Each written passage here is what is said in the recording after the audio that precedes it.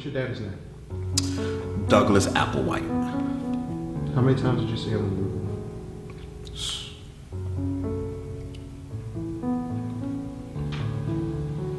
born? 3. I think I seen my dad in his entire lifetime 3, maybe 4 times, maybe 5. That I can recollect, that I can actually remember the experience of seeing him. 3 times. If I've seen him any more than that, I don't remember it. Do you believe that you, in your heart, mind and soul, that you've forgiven him for not being in your life in the proper way? Absolutely not. I have not forgiven him. Oh, why? Why have you not let him off the hook?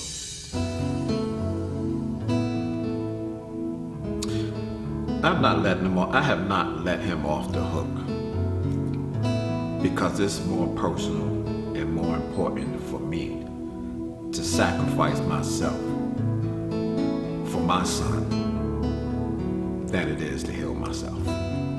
I don't believe that, I believe that, this is the intensity in which the way I work is because the hatred of me losing my father drives me.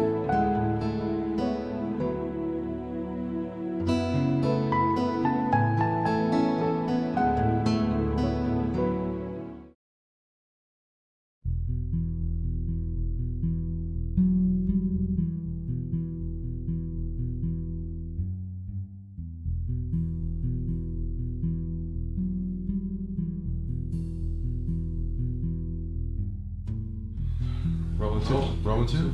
He's got to stop. Yeah, no more clicks. All right. You're going to tell me your name, organization, and a little bit about yourself. My name is Kenneth Braswell. I'm the executive director of Fathers Incorporated. I was born and raised in the big city of Brooklyn, New York. I have a beautiful wife, Tracy, and I have 4 children. I have Tiara, Amber, and Zinka, and KJ. And they all make up the Braswell clan. And why spit and anger? Spit and anger for me is the kind of anger that has a very intentional source of intention. When people get spit and angry, it is the kind, it's kind of like when you see somebody talking and they get so upset and it's like, did he just spit in my face? It's like they're talking and spit is just, they can't control and just spit is coming out and they're very intentional and angry about something. And I think not only does spit and anger manifest itself in that kind of way where it actually comes out of someone's mouth, but I think spit and anger also comes out in people's actions. And this issue of fatherlessness and how we respond to not having our fathers in our lives, I think comes out in a spit and anger way.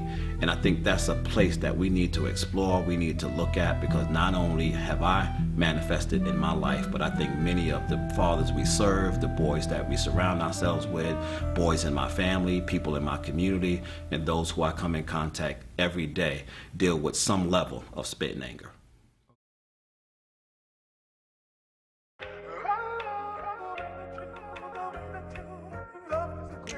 Here we go again.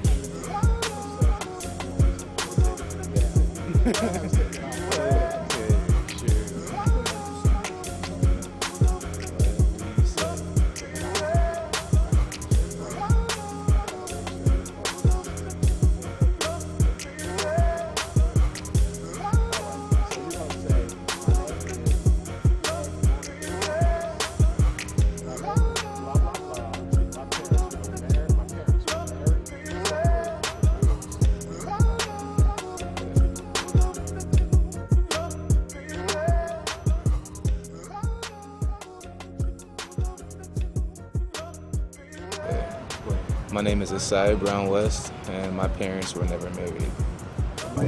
My name is Joshua Woods. My parents are divorced. Divorced. My name is Richie Kelly, and my parents are married. And my name is Antonio Godfrey, and my parents are married. Still married, 30 years, almost 30 years. My name is Anthony Toller, and my parents are divorced. How long? 14 years. All right, my name is Chad Chapman, and my parents are separated, divorced. How long My mother and father were divorced 20 years ago. I guess if your father left you, you feel like it's your fault, I guess you could say, and that would make you angry. Why weren't you with me? Why? There's a lot of questions. So I guess with having a lot of questions, you have anger if you didn't do anything wrong. So I guess that's why everybody's mad if they don't have a father. I did for a while because of how I seen him interact with his his wife and everything now. And for a while I was like, why is he going to his stepson's games and coaching other people when I grew up coaching myself for different sports and everything, him only going to one game.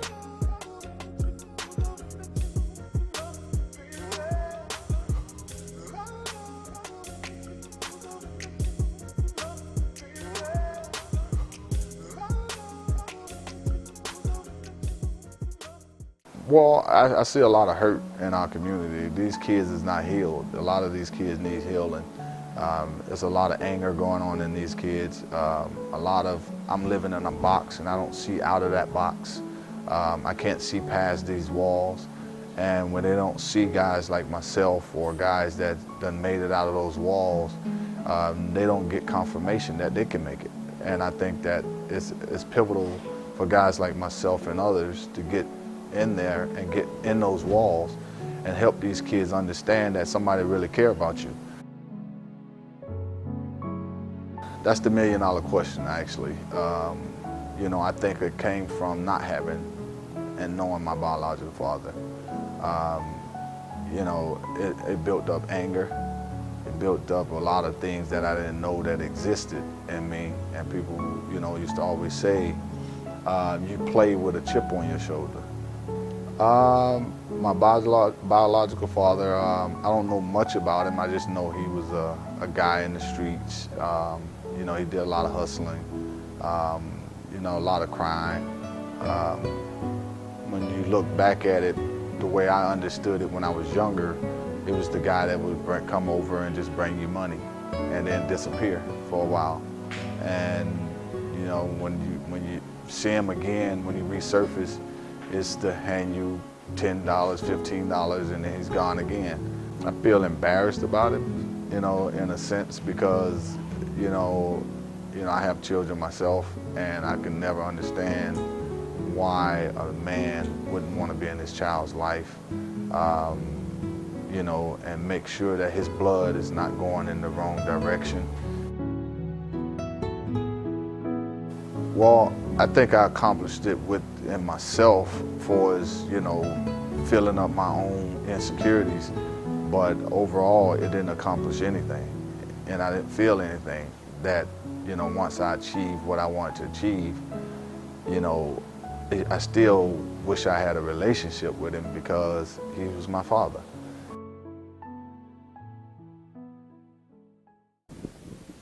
I want to share something with you, if I may, by way of explanation.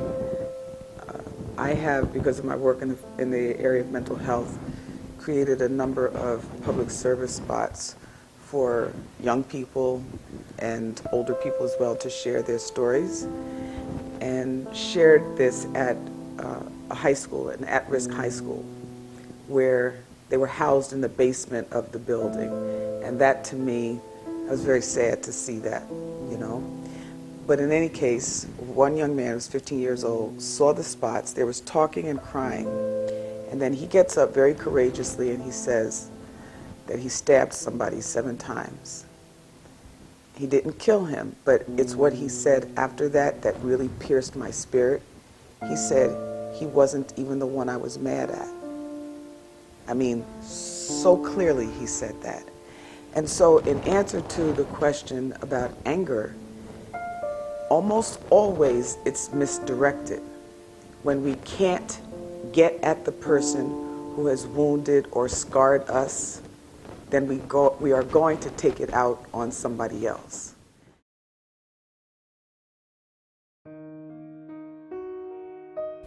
Why are you sitting in this chair doing this work? And that's the hard thing. And so one would say, let me give you a softball subject that you can deal with. And for me, that's the problem, because there is no softball. They are hard. they all come in like fire. They all come in as big as day. They come in with speed. They come in with momentum. And a lot of times for me, it's not just one ball. It's multiple balls. Right. And I'm swinging like crazy. You know, someone said to me the other day, why can't you just focus on one thing? How come you just can't do books? Or you just can't do services? Or you can't do support groups? And I said, no, I'm coming back. You got to let me roll because I'm coming. Okay. It's a stage setter for me. I want to see this then. It's a stage setter for me. Okay, go ahead. And so I'm saying that people are trying to focus me. And I say, I can't focus like that. Why? I can't focus like that because the issue is too big. It's too detrimental. It's too serious. It's too intense. And that's not my calling. God didn't give me a calling to be laser focused on one thing. He gave me the ability as a black man who grew up in Brooklyn without my dad, without resources. He gave me the ability to do a whole bunch of things at the same time.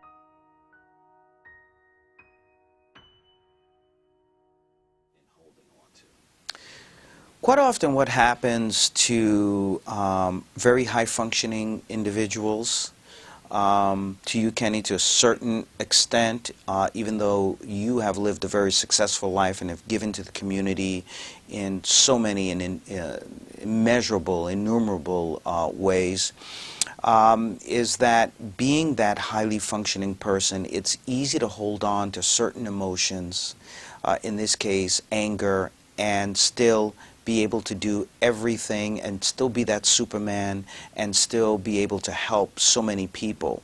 You compartmentalize, you put it away somewhere in your brain. And though it works for you, for other people, and maybe to you to some extent, right?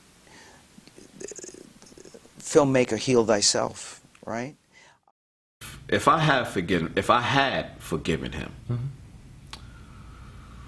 my work, would it be better? Listen to all the experts that have talked to you. Think about I forgot his name. Jeff Gardere. Think about Jeff. He sees it in you. He says to you on camera, "Filmmaker, heal thyself." And I know you, my boy, but I don't really know what's going on with you and your father. I'm telling you, in 2 minutes, it's like, yo, this dude needs to deal with his dad. All this pain of you on camera, it's not because of some question I'm asking you about what's going on today. This is the pain of a little boy who hasn't dealt with his father.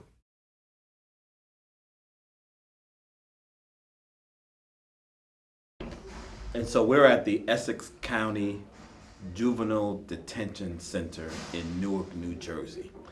And we just finished speaking to some 50 young men, motivating them to not allow themselves to make this their last stop, to continue to get up each and every morning and to have a win. They were told that they matter. They were shown that there are folks out there who love them, who care for them. We spoke about their mothers. We spoke about, not allowing them to go back home and be the same men that they are. Today was a great day. One of the reasons that you see the camera here today is actually because we're shooting a documentary called Spit in Anger, right? Because one of the things that has happened over my life, not having a father in my life, is I've been angry all my life for a dude that was supposed to be in my life, who was supposed to feed me intellectually, who was supposed to teach me how to be a man, who did absolutely nothing for me. And I've been spitting anger ever since. But I've been spitting a different kind of anger. Because what I said to myself is I would not allow a man who did not contribute to my life to kill me.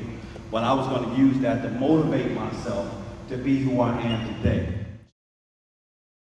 It's not easy to sit in the hurt.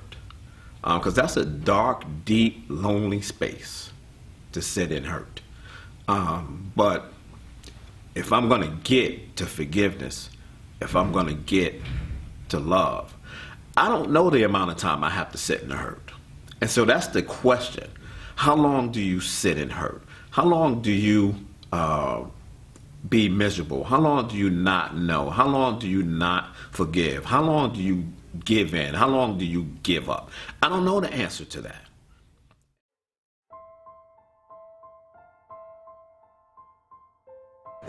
Not so much mad at him, just mad about the whole situation. At one point in time, I was mad. I mean, like I said, I always had my grandpa, which is his father, in my life, and he always was there, you know, encouraging me to live up to my true potential and my dreams. But, you know, at one point in time, I was mad. I just try not to think about it. You said what? I would say I did for a really long time.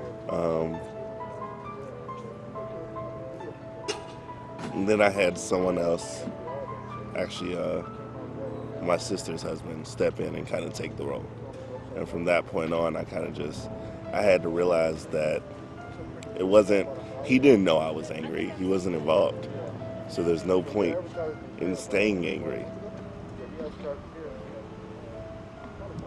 I definitely had the resentment and anger, and then it just got to a point where how long was I going to, I guess, suffer and then worry about, how long was I going to worry about what I didn't have instead of just taking advantage of what I had right there in front of me? So from me being a kid, my mom was actually married to my stepfather, who played a role as my father for 10 years. Once they divorced, I actually just happened to have a godfather that came to my life and took me in and, you know, did the father things, you know, did the, you know, we don't have the cookouts, did the playing basketball, did the, you know, having this conversation about this, that, and other thing, and, you know, let's not talk to your mom about this, you know, your mom's gonna go crazy. So I was one of those kids that I just had to realize, like, there was much more than sulking and trying to use the not having a father as an excuse. It actually was a propellant for me to become a better person.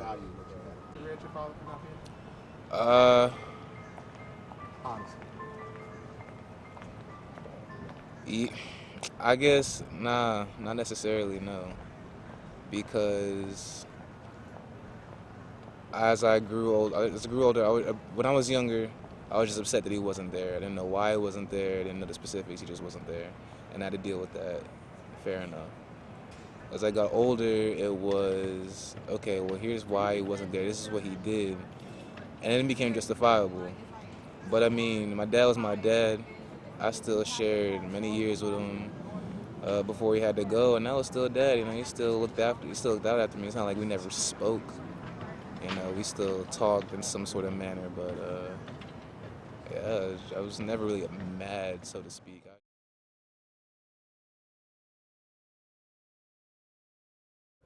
Iyanla Vanzant. What did she say?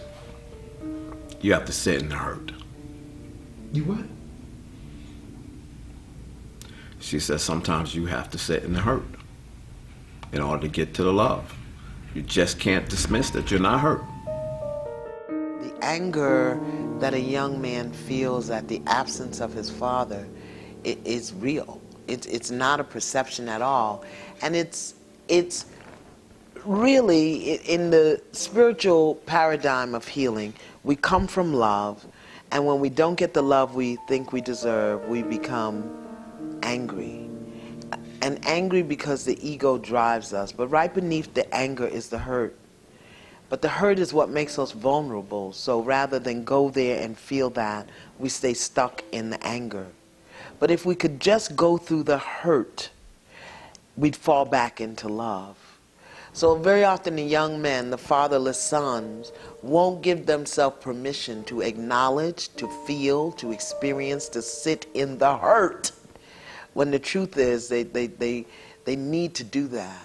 But because of the fear of being vulnerable or the fear of looking weak or just not having the language or the skills to process the emotion, they stay stuck in the anger. And that anger just begins to expand. I think some of the triggers of anger can be things that may make you upset, or things that remind you of a void. You know, we talk about fathers. You know, so people who have a void, people who feel like they missed out on something, that could be a trigger for anger. I mean, in a larger context, there are, going to be things where people feel like they're disrespected. People feel like that they've been wrong in some kind of way. Those can always be triggers of anger, because it is a kind of a self-preservation response. If you feel like, a person is wrong me, we could take it out of the context of parenting and just put in a context of being disrespected, someone took something from me, or what have you, then a kind of a natural response is to be angry and to combat the situation. Father absence, I think a lot of times children put that in perspective of how things should be. Idealistic, particularly see other kids with fathers and things of that nature. And I think when the father absence leaves that void, is that that there should be a male presence in your life. And if you don't have that, then, whether it's a sibling or other people in the community, it's this ideal thing that I think that's in place with us as a community, as a nation, as a family, that there's a mother and father. And I think children even expect, like if I have a dad, this is what dads do. If you look at children's narratives of fathers, children are really idealistic about what dads should be doing, how fathers are different than mothers early on. So I think children have an expectation of having a dad, and that's what dads do. Whether it's a superhero or whatever their dad is. And when there's not there, then there is this void because children expect, like, I should have a mother and father. So I think it's the expectation there. So in a nutshell, I think it's an expected thing for children to have a dad. And if it's not there, of course, it's a natural void.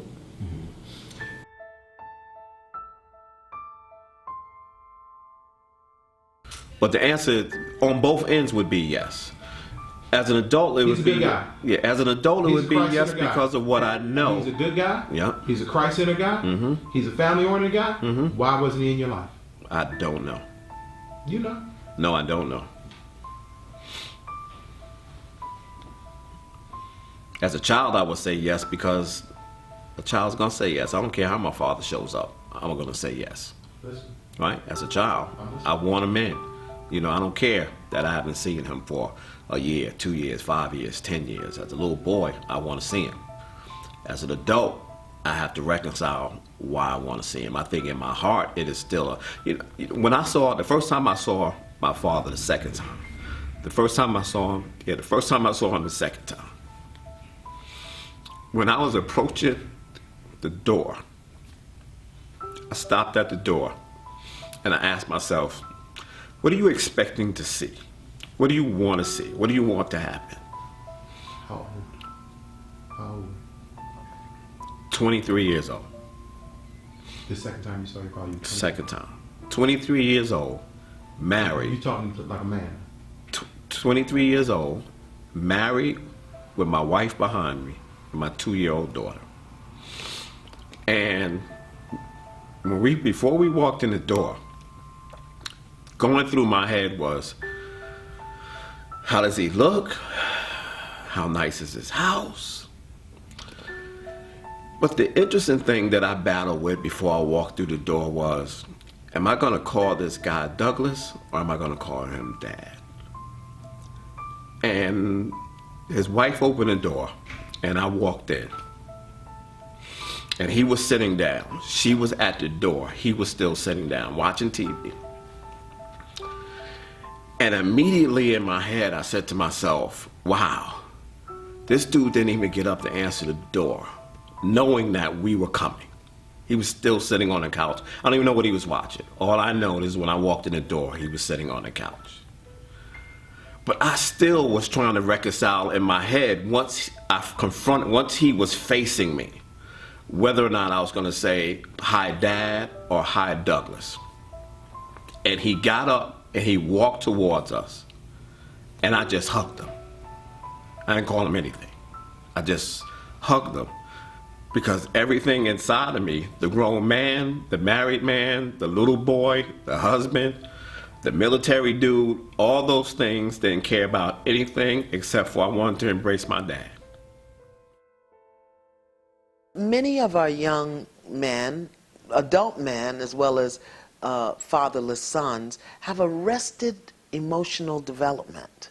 They have arrested emotional development, meaning that the emotional development is hindered, and in some way underdeveloped. They don't have an emotional language. They won't allow themselves to use a emotional language. Our young girls will say, "You get on my nerves, you make me sick." What do young boys say? F you, dog, MF, blah, blah, blah. These are not emotions. So they don't even have a language for the expression of it. So we've got to give our fatherless sons, our young men, and our adult men an emotionally acceptable language that will support them in sharing their passion as well as their compassion, and to express and eliminate rage and anger. Because you can do it with a word. I remember recently when Iyanla Vanzant was working with DMX and his son, and I will remember it like, because I know what it's like to have a breakthrough, but there was something that she was explaining to him about his father, and you saw the light. I don't know why I'm so emotional about this, but you saw the light. He was like, I got it. It was a breakthrough moment for him to understand some aspect of his daddy. And that's when he said, "You're really something else."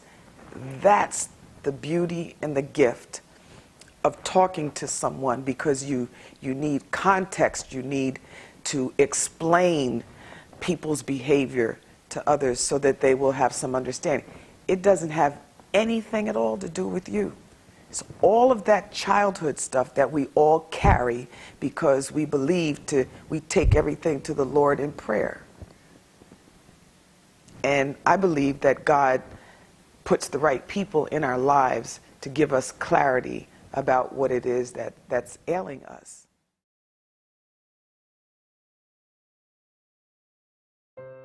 My name is Emmanuel Braswell, and I play for Davie High School here in Mocksville, North Carolina. Honestly, the only thing that I really know about my dad is just music. Sometimes it gets me frustrated, and I just wish half the time I'm like, I don't want no explanation on why you wasn't here, because I understand we're not going to talk about that. I just want at least a simple conversation on, how's your life and how's your wife and everybody else.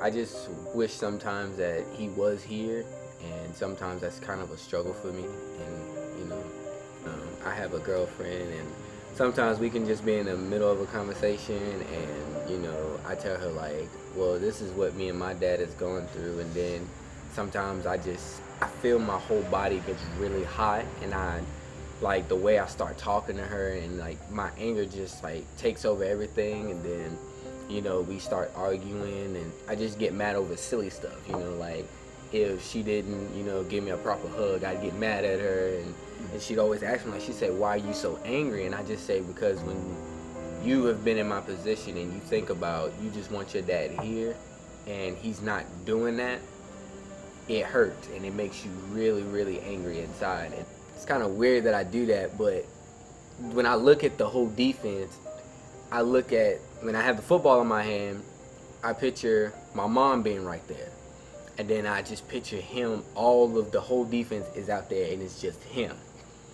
And all I try to do is, I try to protect my mom, and I try to protect all my feelings and everything that's hurting inside. I put it into that football.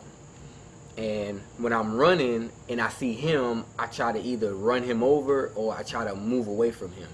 And when I get tackled, I get frustrated because I'm like, I'm trying to get away from you, and you're right there. And it eats inside of me when, like, if we get a 3 and out or it's an interception, because all I can see is him, and it's just like, okay, I'm ready to get out there and I'm ready to just score and get away from him, so we can win the game. And I've done that ever since I've been playing football. I didn't do it my 8th grade year, but close to my 9th grade year, 10th grade year, that's when most of that frustration started to come in, and all I did is picture him. And it actually worked a lot of times, so I just stuck by that strategy. But I do think it's important to communicate to young people that your daddy was in a great, great deal of pain. Some things happened to him. We have no idea what happened to him. And because he doesn't know how to deal with it, like most of us, we will do anything to not feel the actual pain that we're in. We will self-medicate with drugs, with alcohol, with food, with promiscuous, unprotected sex, shopping when we don't have any money, gambling, anything to not feel that hole inside of you. So I do think that we don't touch that issue enough with young people in our lives. Nobody tells you how or why you might feel, but then that little light will go off and say, yeah, you know, I hurt somebody, or I punched a hole in this wall because my dad said he was coming and he didn't come. But we don't know what happened to your daddy. We don't know what his childhood was like. But I'm telling you, there's some things that happened to him that he was unable to cope with. That's a start. And I think that we have to do that. Because sometimes you don't know what you don't know. Quite often, people hang on to hate as a badge of courage. It's easy to be angry than to talk about what the separation, what the grief, what the sadness, what the depression really feels like, what being abandoned really feels like. That negative energy of the anger is almost like a psychological Red Bull. As long as you're charging forward, you don't have to look back as to what's really going on. As long as you're always what's in front of your eyes, you don't have to look at what's in back of your eyes and what is in your mind and what is going on. Because a lot of us, if we were able to tap into that, what would end up happening is we would break down. We would cry. We would fall apart, which is what we really need to do. So it's much easier to take the shortcut of the energy of the anger. A lot of people are not catering to the young people. As far as we forcing people, we force feeding the people, you know, our beliefs, right? And I think that before we can force feed the people our belief, you got to take care of the necessities. So if a person is hungry, right, before you try to give them the word, you got to feed that person, right? Because other than that, he's still going to be hungry. He ain't going to listen to nothing that you're saying. He's necking out at the doors. So if we take care of those first, I mean, his needs, you know what I mean? And this is a beautiful way, because it's called fishing. This is how we fishing. So in order way to fish, you got to put something on the bait. You got to put something on the hook, a good bait for the brother or sister who you trying to bait to come into that knowledge that where you at to get them. You got to bait them with what's something they want. So what are they crying out for? They some love, some attention. So you put love and attention on the hook. They're hungry, put some food on it, shelter, and put some of that. So once you do that, brother, I mean, listen, man, that's where it comes in, and that's why Christ said that you know you didn't feed me when I was hungry, clothe me when I was naked, come see me when I was sick, and out the door. That's it, man. That's fishing, man, because the Bible says that the pearl is in the fish's mouth. So that's it, brother. So you got to be able to go deep, man. See, we all could be surface dwellers. But the pearl is down low. We got to go deeper down into the ocean, man, to get that pearl, man, to come back up. So that's what I'm saying. I think if you take care of the needs and the wants of the people first, it's easier for them to accept that, because then you're really showing what Christ looks like, brother, in the flesh.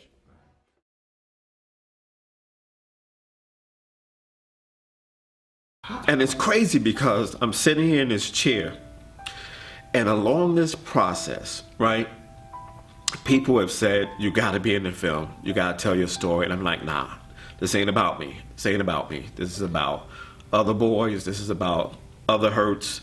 I just want to tell this story. I just want to get it out. And he's like, nah, you got to tell your story. And it's crazy because the idea came from my story, but I don't want to be the story. I want people to see the story, but I don't want to be the story. You kind of have to, because the greatest trick of the enemy is to, one, make us feel like we're isolated and we're alone. You know that. Yeah, absolutely. But the second part of it is to disconnect our humanity. And for you to take, like, it's real transparent. Like yesterday I even saw, like, as we were going through the internet, like, yo, Kim ain't dealt with his daddy? It blew my mind yesterday. That's why I said, so I didn't set you up, but I said you got to be the art to hold this thing together. Right. It's okay. I'll be your daddy. Son, it's all right. It really is. Mm-hmm. There's no pride, self, or ego to this. You're not trying to be Tyler Perry. Right. But what you can use is your own journey towards healing to help young boys, not just to put the anger up on the screen. Right. Why haven't you forgiven your daddy? I don't know how. I haven't forgiven him because I really don't know how. You hang out with TD Jakes, you hang out with your past, you hang out with me. All of us know how to do it. Is it that you don't know how or you refuse to do? And be honest, Ken. No, I think that, you know, I don't know how. I think it is, you know, two things. One, I don't know how. And two, I don't think I'm alone. You don't think? I'm alone in this. I think that the vast majority of the men that I work with in this field of work who have grown up without their fathers have all created a space where it is okay to do this work and use this anger as a motivating spirit to save others, but have dismissed our own anger.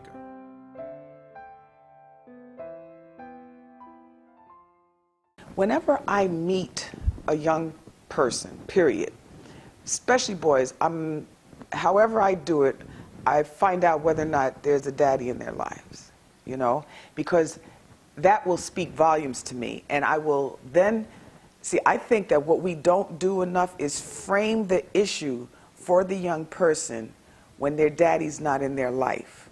You don't know that you might find yourself unexplainably angry for quote unquote no reason. You don't know that because nobody tells you that, because there's so many households that are headed by women. Nobody tells you that there's this ache, there's this hole inside of you that makes you feel worthless because your daddy didn't care enough to stay around. Nobody tells you that. So you don't know what to do with those emotions. So it's like I always try to find that out and then tell them that, you know, you might feel like it's your fault or that you're not worthy because your daddy wasn't there to see you through your, you know, your childhood. But let me just explain a little bit that people are wounded and scarred. They don't know how to be because they've been given no guidance and direction, so they just split. Because when I see so many families, 70% of every household is run by women in African American households. And I see that when I talk to them, they don't have that experience. It's all negative about daddy. My daddy wasn't around. I don't know my daddy. I don't know, you know. So to me, I treasure having had that experience. And I feel sorry for people who haven't had that experience. And that's one of the reasons I fight so hard to try to teach men to be responsible dads, and at the same time to tell women that the children need to have a relationship with their father, and don't use them as a pawn, and don't play the games with them. Don't play games with the children because you and daddy didn't get along, and so because you don't like daddy anymore, you don't want, you know, little Johnny and little Mary to like daddy either. You can't do that. Your relationship with your ex-husband or the kid's father is yours, and their relationship is theirs, and it's a totally separate relationship. And I just think it makes our society better. I think it makes for better communities. People grow up more healthy. Some of the psychiatrists disagree, but I think having a two-parent household, you grow up more healthy mentally. You definitely have better self-esteem. That is two-parent household where both parents are working together. They're loving each other. They're respecting each other. They're setting rules and boundaries for the children that the two of them are recognizing and accepting, and they're not arguing. You know, they're not allowing the children to play one against the other. This is what I'm talking when I say two parents together. I think it's just much better. So sometimes, quite often, we'll see two responses or modes of living or thinking or behaviors from children who experience fatherlessness, especially the boys.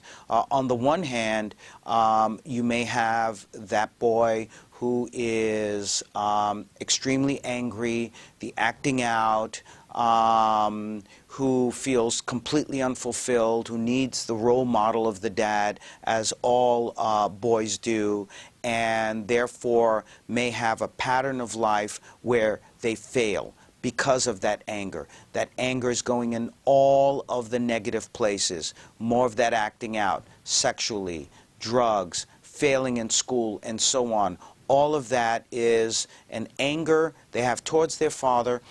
They may not be aware of it, sometimes they are, but they turn it inwards and begin to punish themselves because they have no one else to punish. They don't have a father who they can talk to about that, so they turn it on themselves, they turn it on other individuals, and then subconsciously in some ways, because that father has been that negative role model, that's all they know, be it ever so terrible, there's no place like home. When they grow up, they end up doing the same thing, the generational sin, if you will, do the same thing to their own children, are not there, engage in fatherlessness.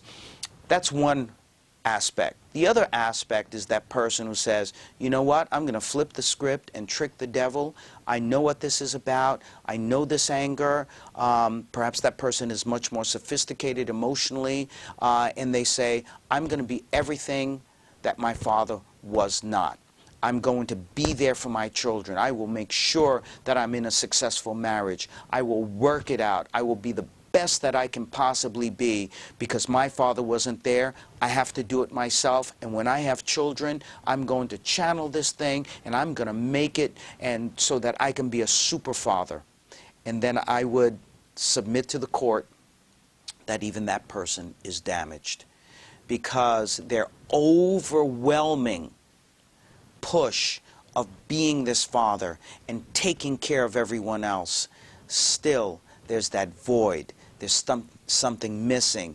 There's that sadness. And so I would say that even that super dad who's been able to do this, they need to channel it beyond being a super father, but talking with the community. You know, bringing the recognition, the knowledge that this is something that can be very destructive, not having a father in the home. Working it out for themselves, either through therapy, through prayer, through support groups, through giving back to the community, which is a catharsis, a therapy in itself. So that needs to be, just being the super father is not enough. You have to heal that hole, that wound that you have. And so what we like to see is a melding between the one who says, you know, I'm really, really hurt and I can't do much positive. The one who says, I'm really, really hurt, so I'm going to be this super dad. Bringing them together to being an integrated person who says, yes, I'm hurt.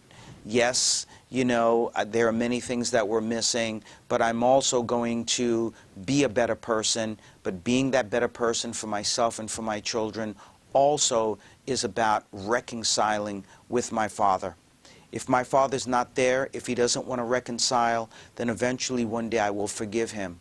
Not to forgive him to make him feel better, but forgiving him so I can be a much more integrated and healthy person.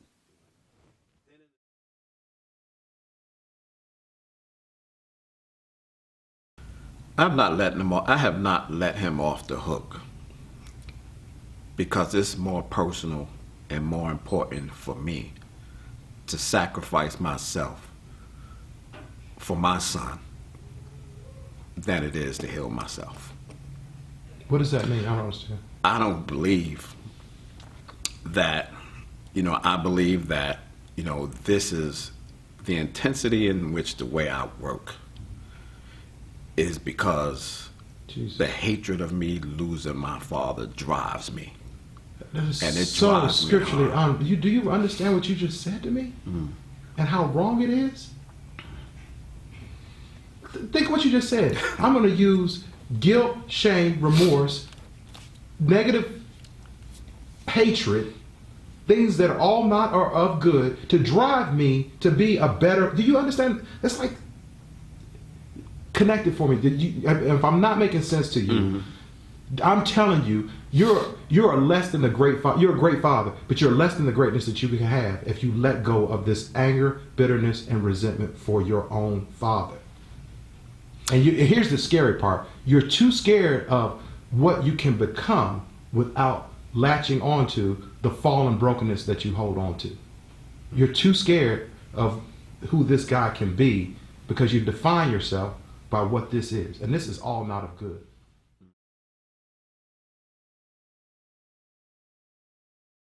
God didn't give us the emotion of anger. God gave us the capacity to experience two things, love and fear. And if it's not love, then it's fear. So anger is just another vibration of fear. Fear that our personal space, our personal sense of well-being, our personal sense of identity, our personal needs, desires have somehow or another been encroached or eliminated, and that we are in some way being limited in the expression of who we are. And our response to that feeling of powerlessness is what we know as anger, but it's really fear. Fear that we're in danger, fear that we're in harm, fear that something is going to hurt or diminish our sense of personal self. We must now work through that anger. Whether specifically, as we talk about in this documentary, your father not being there, finding a way to be more healthy in what it is that we're feeling, and understanding that that anger keeps us from doing better in school, keeps us from being in healthy relationships, gets us in a lot of trouble, puts us at risk in society, and therefore it's important to talk about the anger. Talk about the anger so that you can find a better way to deal with your dad not being in your life. And maybe that might put you closer to somehow getting your dad, or your dad being courageous enough to come back into your life and do what it is that he should do. But don't hate yourself. It's not your fault.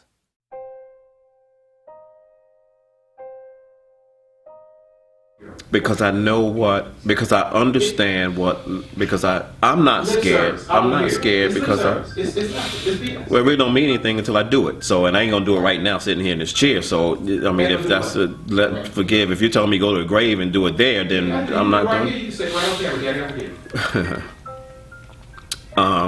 No, listen. Okay. Okay. You forget your father? Okay. You forget your father? Give me a minute. You forget your father? No, you don't want to because you're too scared of who you are. I said, give me a minute. Give me a minute.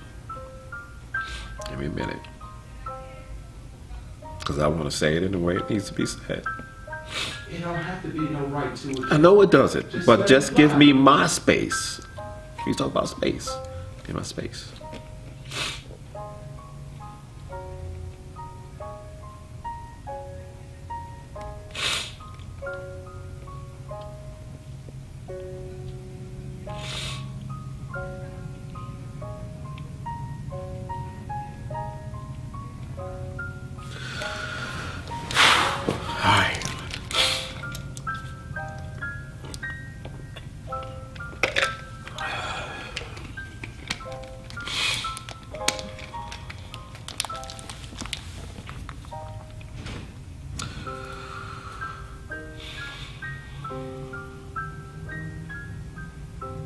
Dear Daddy,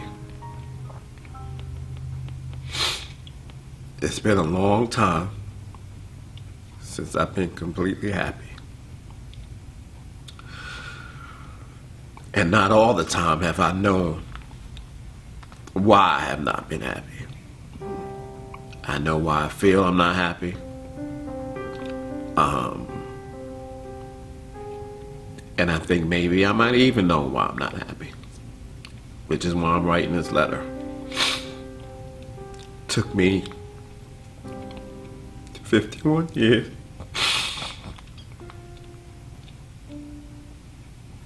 Ten months. Some days.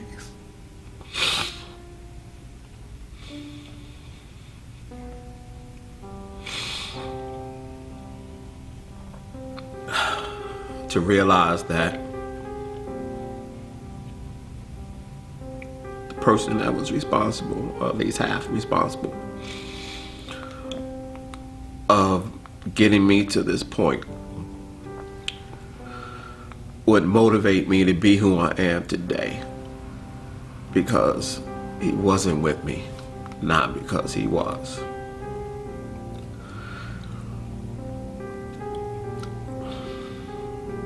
I have never liked how I've responded to that absence.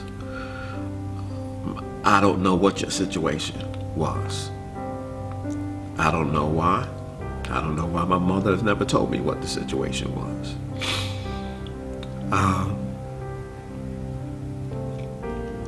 I don't know why I wanted to be everything opposite of you. I don't know why I turned out to be just like you.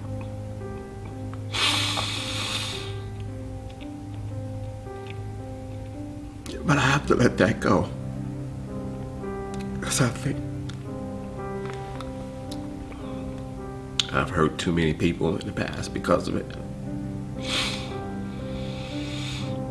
And while I may not be hurting as many people today, I'm probably hurting the person that's most important to me, and that's me. I'm tired of dying every time I have to say your name. I'm tired of dying every time I have to recall your image. I'm sorry that I'm dying every time that I have to deny your impact on me.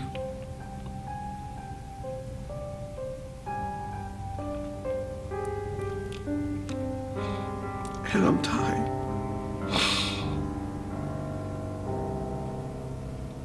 of having to shed tears.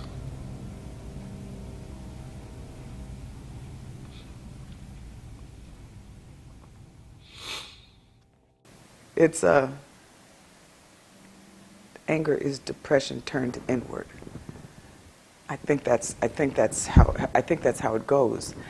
But yes, it's one of the manifestations. It's like if you can't do or be or understand, it's going to come out some kind of way. If you cannot get at the person who first wounded you, you will take it out on somebody else, which is why we need to be careful how we move through the streets. Yeah, I heard someone say one time before that anger is a secondary emotion. Yeah, it is. Hurt is the first emotion. Right. But our fatherless sons will not allow themselves to acknowledge, or haven't been given permission or skills or language to acknowledge that they are hurt. And we teach our young men to be hurt or to be vulnerable is to be weak. So we give them a false sense of security in that the more aggressive and brute they are, the greater they'll be seen as men.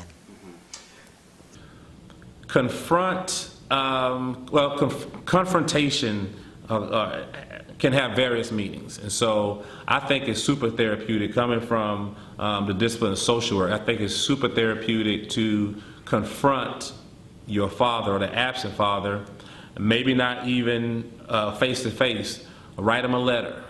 You know, I think part of that is therapeutic, where you can able to articulate and kind of write down your emotions and what you went through and things of that nature. Mail that to him. He may never read it, you may not have a conversation, but from your own sanctity standpoint, I think it's super important that relieves some of the things. That's a technique that you can relieve some of that stress, relieve some of that anger when you have some positive vehicle to vent that. So like writing a letter, and if writing a letter or talking to someone else, whether it's your spouse or someone in your family, about how do you feel about your father not being around. Forgiveness is a trait that is absolutely divine. We know forgiveness is part of every religion. Forgiveness is about taking responsibility for oneself and how we may play into certain situations, though quite honestly, there is no responsibility I believe a boy should take for his father not being in his life.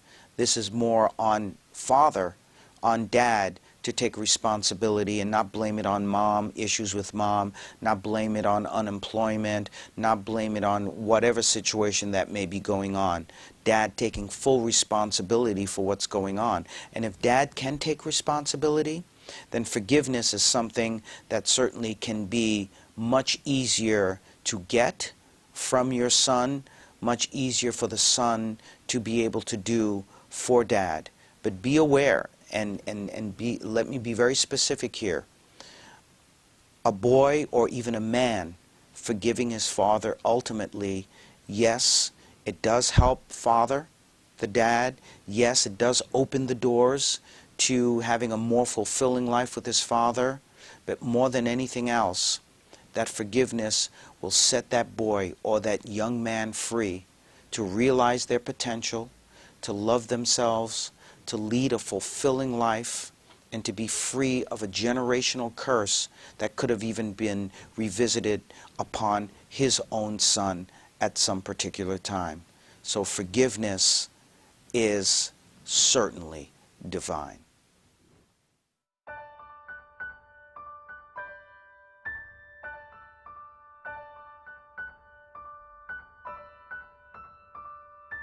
When I went to the grave site, something amazingly happened even before I got there, but I realized it when I got there. And so if you had asked me to go to the grave site prior to me going through that, what I would have gone there to do is to seek answers. I would have gone there with questions, to ask questions of a person who couldn't give me answers, to which I would have left there frustrated because I wouldn't have got any answers for what I was looking for. But what happened is I didn't go there to seek answers.